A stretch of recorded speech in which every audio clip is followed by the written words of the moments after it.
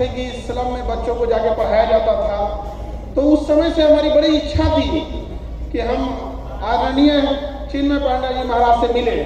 लेकिन उस समय हमको लगता था पता नहीं हम मिल पाएंगे कि नहीं इतने महापुरुष से, और आज 10 साल लग गए, सौभाग्य प्राप्त हुआ। आपको नमन करते हैं और सौभाग्य है आप ऐसे ही प्रेरणा का स्रोत बने रहें देश के युवाओं के लिए। और इस गायत्री परिवार को लेकर चलने वाले हमारे मनीष भैया, आपका सादर प्रणाम। आपको ऐसे ही और ईश्वर शक्ति दे इन युवाओं को मार्गदर्शन करने के लिए। और शिक्षा के क्षेत्र में हम लोग हैं, हमारे निशान भैया, आपका भी बहुत आभार। और पूरे गायत्री परिवार से जुड़े छोटे से लेके बड़े पदाधिकारियों का, छोटे बच्चे सबका हृदय से नमन करते हैं। देखिए, किसी भी समय किसी भी समाज को अगर आगे ले जाना है तो अब हम लोग क्या ही समाज को आगे ले जा सकते हैं। हम लोग को जहाँ जाना था चले गए, शिक्षक बनना था बन गए, हमें जहाँ जाना था हम लोग चले गए। अब आगे का भविष्य आपके हाथ में है। आप भविष्य को कहाँ लेके जाइएगा ये आपके ऊपर डिपेंड करता है, क्योंकि कहा जाता है कि तलवारों के साए पर इतिहास हमारा बनता है।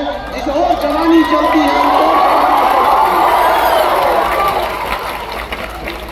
युवा वो शक्ति होती है कि एक बार जोसेफ मेजनी ने कहा था कि यदि समाज में क्रांति लानी है तो शासन युवाओं को सौंप दो। जरूरी नहीं कि शासन केवल वहां बैठ कर ही किया जा सके। आप अपने पास जहां देख रहे हैं उस समाज को सुधारने का प्रयास करेंगे। छोटे छोटे कण कण से ही एक बड़ी चीजों का निर्माण होता है। तो युवा जो होती है इकाई होती है समाज की। किसी भी जगह के युवाओं को देख के आप वहां का अंदाजा लगा सकते हैं। लेकिन अभी के दौर में युवाओं को डिरेल ज्यादा हो रहे हैं, अपने रास्ते से भटक जा रहे हैं। उन्हें पढ़ने के लिए भेजिए, वो मोबाइल में लग जा रहे हैं, कहीं फोन पे बतियाने लग रहे हैं, लाल पीला हरा करने लग रहे हैं। ये सब करने से कोई फायदा नहीं होने वाला है। मन लगा के पढ़ाई कीजिए। अगर कोई पसंद भी आ गया तो नौकरी लेके सीधे माता पिता से बात कीजिए। लेकिन बीच में पढ़ाई रोकिएगा तो पढ़ाई नहीं जाएगा, आपका करियर, समय सब बर्बाद हो जाएगा। इसलिए सबसे जरूरी चीज होता है समय। समय के पास इतना समय नहीं है कि दोबारा आपको समय दे। इसलिए समय रहते निर्धारित कर लीजिए आपको क्या करना है, वरना समय एक दिन बता देगा कि आपका क्या करना है। तो ऐसे लौट के नहीं आ पाइएगा आप लोग यहाँ पर। समय और सद्बुद्धि बड़ी अजीब चीज होती है, दोनों एक साथ नहीं आती है। जब आपके पास समझ होती है तो समझ जा चुका होता है। अभी आपके पास समय है तो सद्बुद्धि ही नहीं है। यह समन्वय जिसके पास आ गया वह समझिए कि सारी चीजों पे विजय प्राप्त कर लिया। और कहीं ना कहीं गायत्री परिवार का भी यही प्रयास होता है कि समय रहते सद्बुद्धि, समय रहते आचरण, समय रहते राष्ट्र निर्माण के लिए योगदान दिया जा सके। ऐसे नहीं है यहाँ मंच पर जितने गरिमामान उपस्थित हैं सब अपने अपने क्षेत्र में हैं। कहीं ना कहीं उन्हें इस राष्ट्र समाज से प्रेम था, तभी वो लोग इस प्रयास में लगे रहते हैं कि गांव गांव से बच्चों को लाया जा सके और एक अच्छा भारत का भविष्य लिखा जा सके। वह भारत की कल्पना ही नहीं कर सकते हैं जहां युवाओं का भविष्य खराब हो। अगर युवाओं का भविष्य सुधरेगा तो ही भारत का निर्माण होगा। आप सोचिए कितना दुर्भाग्य है इस देश पर कि हमारे यहाँ जैसे हम एक तो कह देते हैं कि पूरी दुनिया में हमारे यहाँ शादी विवाह का एक पवित्र बंधन है, 7 जन्म का साथ होता है और ऐसी कहीं भी परंपराएं नहीं होती हैं। लेकिन इसी समाज के ऊपर एक दहेज नाम का कलंक है कि नहीं है यहाँ पर, तो वो किसको खत्म करना होगा। आप यंग जनरेशन जिस दिन आएंगे और ये कहेंगे कि हमें वह संस्कार मिला है, वह शिक्षा मिली है, आत्मविश्वास हुआ है कि हमें चाहे जितना पैसा कमाना पड़े हम नौकरी करके, बिजनेस करके ईमानदारी से कमा सकते हैं, दहेज वाला भीख हमको नहीं चाहिए। ये कोई दहेज दे, हमें वह समाज चाहिए जहां लोग दहेज दे और सामने से आके कहे कि हम नहीं लेंगे, मतलब नहीं लेंगे। यहाँ पर ये बात हम आप सब से एक बड़े भाई होने के नाते जो यहाँ जनरेशन बैठी हुई है उससे हम ये उम्मीद लेते हैं। क्योंकि आज ही मेरे भाई का भी रिसेप्शन है तो हमने भी उससे पूछा, हमने कभी दबाव नहीं डाला। हम बोले तुम्हें दहेज चाहिए तो बोलो। कहे भैया हम क्या बोलते हैं, आप सबको समाज में बोलते हैं हम नहीं ले लेंगे। हमने सोचा कि अगर वो बोले एक बार बोलता तो हम उसका भी इलाज करते ये भाई का प्रेम है। भाई का प्रेम होता है, बड़े भाई को छोटे भाई पे अधिकार होता है। और आप जैसा करते हैं आपके छोटे भाई, आपके दोस्त, आपके सर्किल भी वैसे ही करते हैं। अगर हम सब इस चीज को आगे बढ़ाते लगते हैं तो काफी एक समय आएगा जब हम इस पर भी विजय प्राप्त कर लेंगे। ये एक बहुत बड़ी समस्या है। क्यों? क्योंकि दहेज का पैसा, वह पैसा महिलाओं की शिक्षा पे खर्च होना चाहिए। उन्हें अच्छी नैतिकता दी जानी चाहिए, अच्छा आचरण सिखाते, अच्छा हुनर सिखाते। कोई महिला डॉक्टर बनती, इंजीनियर बनती, प्रोफेसर बनती, वो पैसा उसको दहेज में दे दिया जाता है। अब उसको पढ़ने नहीं दीजिएगा तो कहेंगे कि इसके पास दिमाग ही नहीं है। पढ़ने दिया उसको, पढ़ने नहीं देंगे यहाँ पर। तो महिलाओं को भी इस चीज़ के लिए आगे आना पड़ेगा और कहना पड़ेगा कि देखिए आप दहेज नहीं लेंगे, मैं घर को स्वर्ग बना के रखूंगी, 2 बात भी सुन लेंगे, बाकी आगे का तो रखते हैं। ये दोनों हाथ से होना चाहिए और ये महिलाओं के लिए भी बहुत जरूरी है। आप अपने अधिकार हक की लड़ाई लड़िए।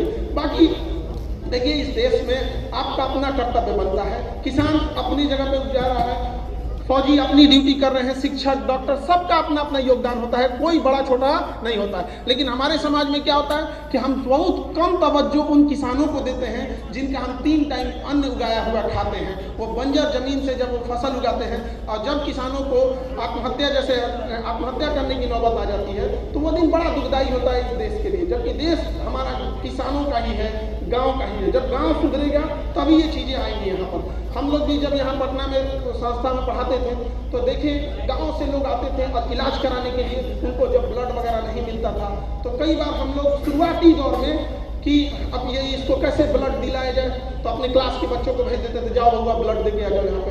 कई बार हमने गायत्री परिवार से बच्चों को बुलाया, बाबू हमारे यहाँ पढ़ रहे थे, हमने बुलाया कहाँ जा रहे थे सर, आज हमको स्लम एरिया में पढ़ाने जाना, हमने पढ़ा के आना तो एक ब्लड दे देना। वहाँ आने के बाद उसने ब्लड तक दिया यहाँ पर, हमने बहुत लोगों को ऐसे दिया। उससे अब धीरे धीरे करते करते अनऑर्गेनाइज था तो हमने सोचा एक काम करते हैं ब्लड बैंक ही बना देते हैं यहाँ पर।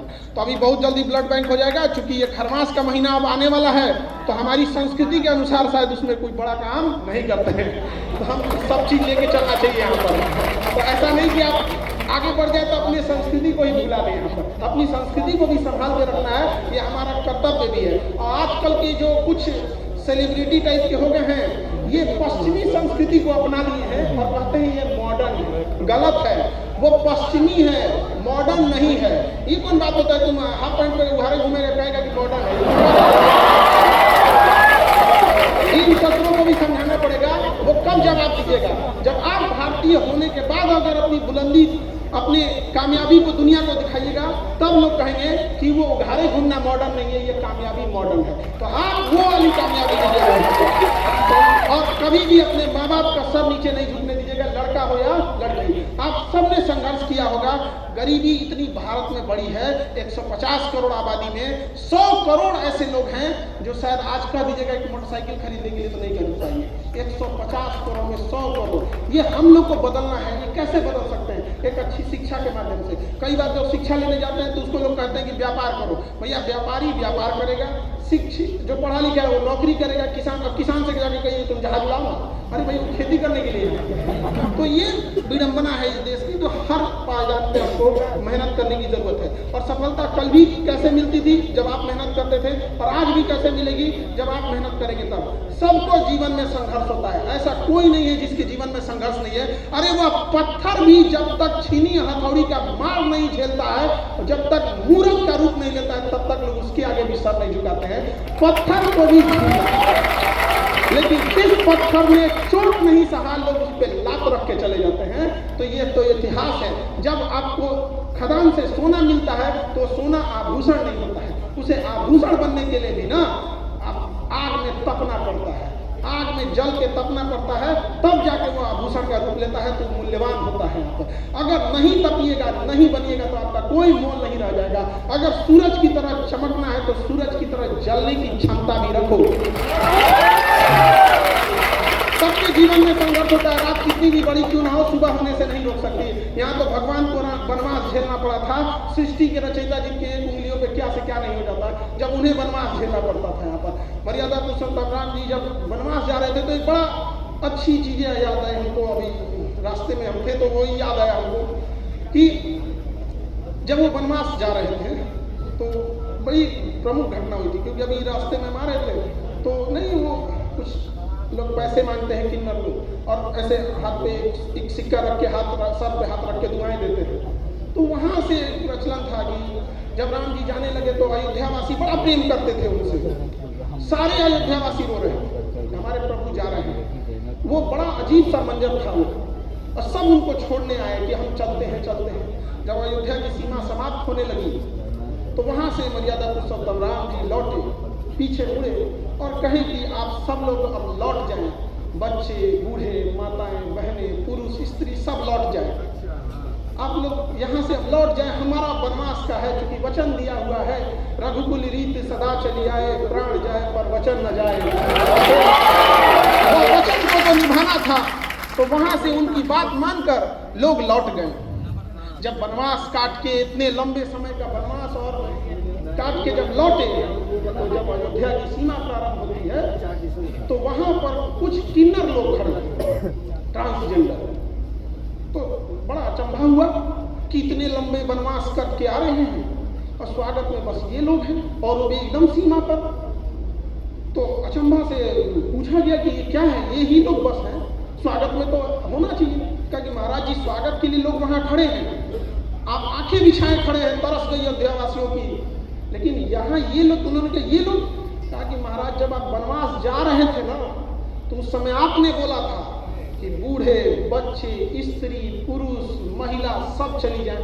आपने तो इनको बोला ही नहीं कि ये चले जाए। ये जब से वनवास में थे ये वहीं खड़े हैं, ये आए नहीं है स्वागत में, ये खड़े हैं वहीं पे। तो उस समय मर्यादा पुरुषोत्तम राम जी ने भावुक होकर कहा था कि तुम सर पे हाथ रख के जिसे आशीर्वाद दोगे उसका आशीर्वाद फलित हो जाएगा। आज भी वो परंपराएं हैं यहाँ पर। तो इस देश में तो भगवान लोगों को परीक्षा देनी पड़ी है, तो हम और आपकी स्टेक्ची की मसाला है, तपस्या तो करना ही पड़ेगा यहाँ पर, तो इससे भागना नहीं है।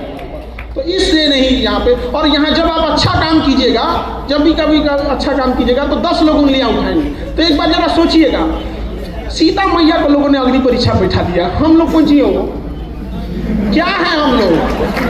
अच्छा, कहाँ पे बिठाया गया? कहाँ? लंका में नहीं, अयोध्या में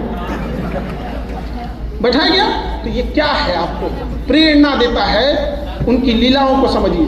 जब ये समाज को दिखाना था कि आप पे भी लोग उंगलियां उठाएंगे, तो आपको साहस मिलना चाहिए, आपको देखना होना चाहिए कि जब हमने भी तकलीफ उठाई है तो आप लोग को भी उठाना पड़ेगा। लेकिन याद रखिएगा, वो उंगलियां उठाने वाले को आज कोई नहीं पूछता है, लेकिन आज भी सीता मैया सबके दिलों में रहती है। तो जो आप पे उंगलियां उठाए, एक बार सोचिएगा, वो लोग ऐसे कहाँ खत्म हो जाएंगे पता ही नहीं चलेगा। जब लोग याद रखेंगे तो आपके उस सत्कर्मों को याद करेंगे, आपके उस भलाइयों को याद करेंगे। आप उस समाज से आते हैं भारत में जहाँ कहा जाता है यूनान, मिस्र, रोमा सब लूट गए हैं जहाँ से, लेकिन मगर है माँ की नामो निशा हमारा। कुछ बात है कि हस्ती मिटती नहीं हमारी, सदियों रहा है दुश्मन जौरे जहाँ हमारा। पूरी कब से हम लोगों ने